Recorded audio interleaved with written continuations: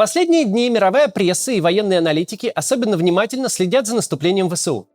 Bloomberg и Politico со ссылкой на неназванных высокопоставленных американских чиновников пишут, что ВСУ уже начала вводить на юге Украины свои стратегические резервы. Речь идет о частях, подготовленных за рубежом и оснащенных западной техникой. К чему это приведет, скоро посмотрим.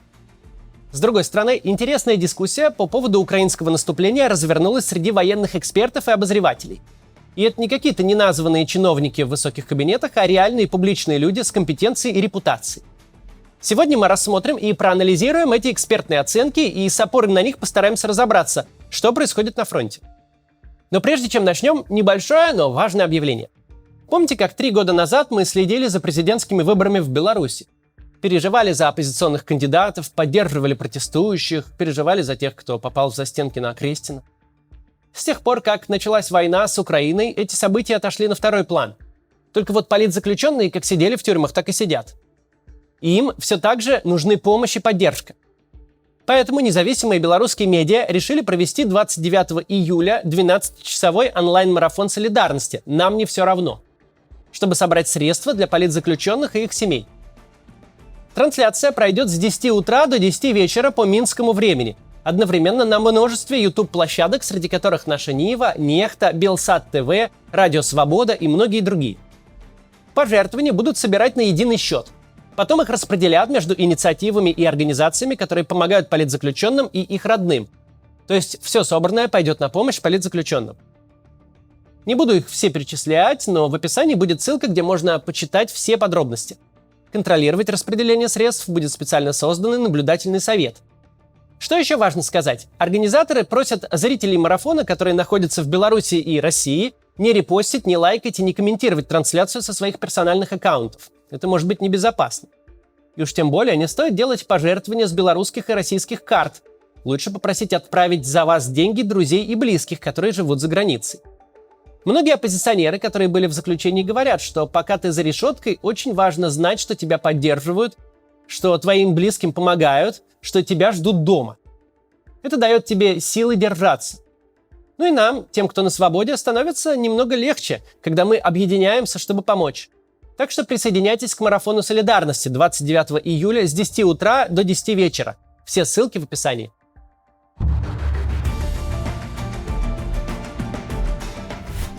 Итак, наступление Украины началось почти 2 месяца назад. Протяженность южного участка фронта 150 километров от нижнего течения Днепра до городка Угледар в Донецкой области. Это направление считается основным.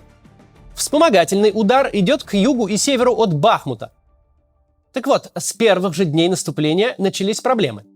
Тогда мир увидел подбитые немецкие танки «Леопард» и американские БМП «Брэдли». Эти кадры произвели неизгладимое впечатление на международную прессу.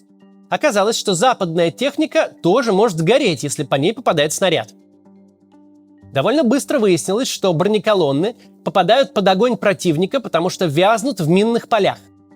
Линия фронта на юге практически не двигалась почти год. И за это время российская армия отгородилась от ВСУ целыми километрами минных полей, на которых подрывается и техника, и пехота. Как рассказывают некоторые украинские солдаты, минирование достигает просто сумасшедшей плотности. Иногда на участке в 20 на 20 метров приходится выкапывать до 200 мин. В таких условиях, понятно, невозможно ожидать стремительных прорывов линии обороны. Российские минные поля полностью поменяли правила игры. Стало совершенно неважно, сколько десятков «Леопардов» или «Брэдли» есть у вас на вооружении и сколько вы отправите в бой. Сколько бы их ни было, они все равно надолго застрянут на минных полях, где станут легкой добычей для противотанковых ракет или дронов «Камикадзе», которых у России в избытке. Получилась парадоксальная военная арифметика. На фронте было больше толку от 4 БМП, чем от 40. 40 больших машин сложно скрыть в степной местности. Дроны и артиллерия противника достанут их раньше, чем они доберутся до передовой. А вот 4 бронемашины могут длительное время прикрывать небольшие группы, которые разминируют территории. Чтобы не повторять ошибок российского наступления в начале этого года, когда только под Угледаром Россия теряла до 30 единиц техники в день, Украина полностью пересмотрела свою тактику. Теперь наступление идет малыми группами, которые разминируют территорию и своими действиями вынуждают вступать в бой основу российской обороны. По этим группам работают многочисленные артиллерийские установки, средства радиоэлектронной борьбы, которые подавляют украинские разведывательные и ударные дроны, и комплексы ПВО, которые сбивают эти дроны и не подпускают украинские вертолеты и самолеты к зоне боевых действий. Таким образом, схватка на юге не стала каким-то стремительным прорывом укреплений с выходом на оперативный простор, где каждые сутки двигаются стрелки на карте. Она превратилась в тяжелое, муторное и очень долгое противоборство, в котором нужно сначала уничтожить больше российской военной техники и боеприпасов на складах, чем потерять своих, а параллельно, уходя из-под обстрелов специальной техникой, прорубить узкие коридоры в обширных минных полях. И уже потом, когда российское сопротивление ослабнет, продвигаться вперед. Чтобы вести такую операцию, Украина должна тратить очень много ресурсов. На южном направлении ВСУ делает упор на удары по выявленным целям, не жалея химарсов, эскалибуров и других высокоточных средств поражения. И истребляет артиллерию, бронетехнику, средства радиоэлектронной борьбы и ПВО российской армии. И это мы еще не сказали про опорные пункты, на которые тратятся десятки тысяч снарядов ежемесячно. Кроме того, Россия будет подвозить на фронт еще этого добра взамен уничтоженного. А значит, ВСУ придется тратить еще много дальнобойного оружия, чтобы доставать склады с боеприпасами в 100 километрах от фронта. Или уничтожать важные пути снабжения. То есть, чтобы рассчитывать на успех операции, ВСУ нужно не только уничтожить как можно больше техники противника, но и сделать так, чтобы противник не смог поставить на фронт новую технику и боеприпасы. За 2 месяца наступления ВСУ освободили почти 200 квадратных километров территории. По последним данным, как минимум в одном месте они преодолели минные поля и вышли к первому эшелону укреплений, так называемой линии Суровикина. Целому каскаду окопов и блиндажей, о мощности и качестве которых вообще никто ничего сказать не может. Есть и другие новости. Вот уже целый месяц независимая платформа Oryx показывает, что операция ВСУ все же имеет некоторый успех по объективному параметру. Россия теряет сейчас больше техники, чем Украина. Или сопоставимо. По публичным данным, которые удается достать и оценить. Стоит понимать, что российские силы вообще-то не отсиживаются в глухой обороне. Им удается удерживать фронт на ценой огромных усилий. Это подтверждает тот же отчет генерала Ивана Попова. Теперь уже бывший командир 58-й армии, которая как раз и сдерживает наступление ВСУ на южном направлении, прямо говорил высшему командованию, что его армия несет огромные потери в людях и артиллерии. Сложно обстоят дела и с логистикой у российской армии. Недавно подорвали переправу у Чонгара и Крымский мост, и хотя движение по ним активно восстанавливается, снабжение в полном объеме этими путями не очень-то возможно. И это при том, что сейчас российской армии требуется постоянное восполнение ресурсов, как из-за обширных потерь на фронте, так и из-за регулярных подрывов складов. И вот в этих условиях российское командование запретило гражданским въезд на Арабатскую стрелку. Это такая длинная узкая коса на востоке Крыма, отделяющая залив Сиваш от Азовского моря. Возможно, ее рассматривают как резервный путь снабжения, хотя она никогда не являлась серьезной транспортной артерией. Российские силы пытаются перехватить инициативу, контратакуют на юге и даже начали контрнаступление на востоке Украины в сторону Харьковской области. То есть туда, откуда отступили прошлой осенью в результате Харьковской операции ВСУ. В этом, собственно, и состоит задача российского генштаба – отвлечь резервы ВСУ с южного направления на восточное, ослабив тем самым давление на линию Суровикина. Кстати, где он? В целом, так сейчас и выглядит война. В прошлом году, когда серьезных укрепрайонов было не так много, а доступных сегодня тысяч дронов не было вовсе, обе армии обменивались ударами, которые могли обвалить или прорвать фронт. Сегодня же и ВСУ, и российская армия не столько обмениваются ударами, сколько разменивают ресурсы.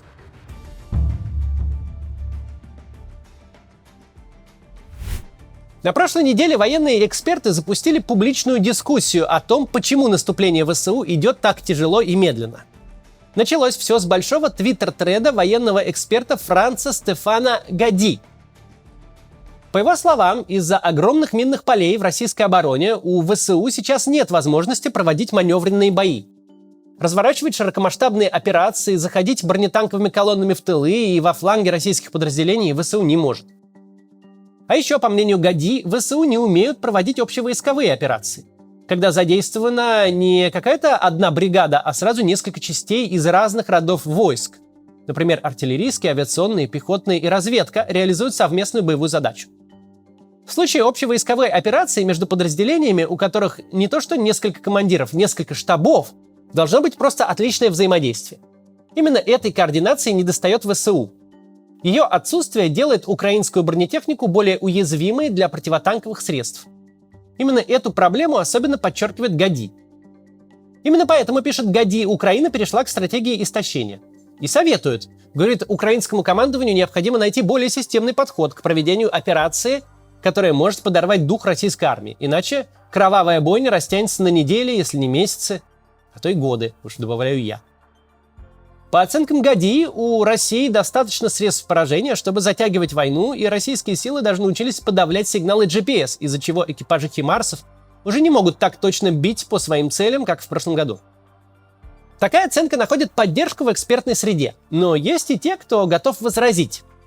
Так, например, израильский эксперт Игаль Левин говорит, что у ВСУ неоткуда по щелчку пальцев получить навыки общевойскового боя, ведь они его никогда не вели.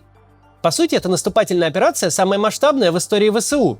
И это при том, что украинская армия даже спустя год войны остается преимущественно армией мобилизованных, обычных гражданских.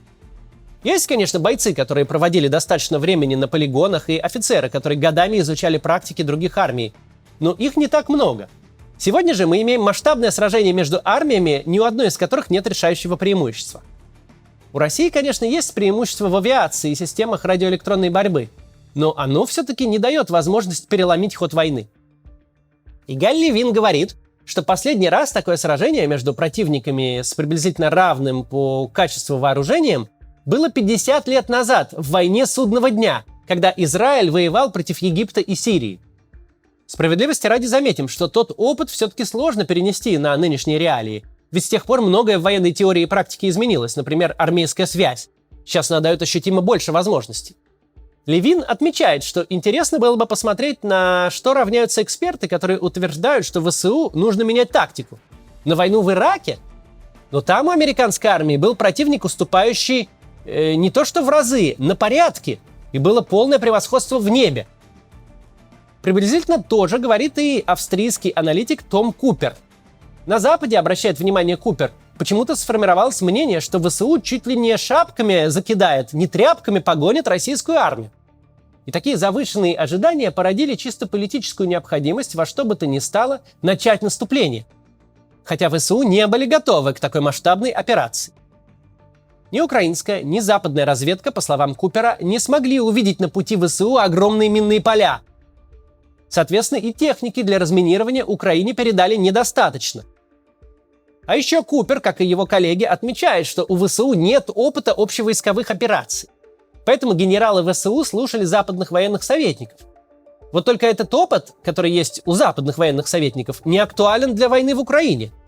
Купер отмечает, что военный опыт натовских операций показывает, прежде чем наступать на что-то напоминающее линию Суровикина, нужно неделями бомбить эти укрепления с самолетов. А ВВС Украины не имеет господства в воздухе и делать этого не может. В том же контексте Купер подсвечивает и другую важную особенность этой войны. По его мнению, западные политики и военные бюрократы, которые выделяют вооружение Украине, не в полной мере понимают масштабы этой войны. А следовательно, объемы военной помощи рассчитываются не самым точным образом. Ясно только одно – наступление ВСУ будет очень долгим и затратным. И насколько затянется это противостояние, сложно оценить даже приблизительно. Нам с вами нужно наблюдать и объективно описывать происходящее. Потому что происходящее на линии фронта непосредственно влияет на то, что будет происходить в России, на россиян, в общем-то, и на весь регион, да и на весь мир сейчас. Так что пробуем разбираться. И будем это делать дальше. До завтра.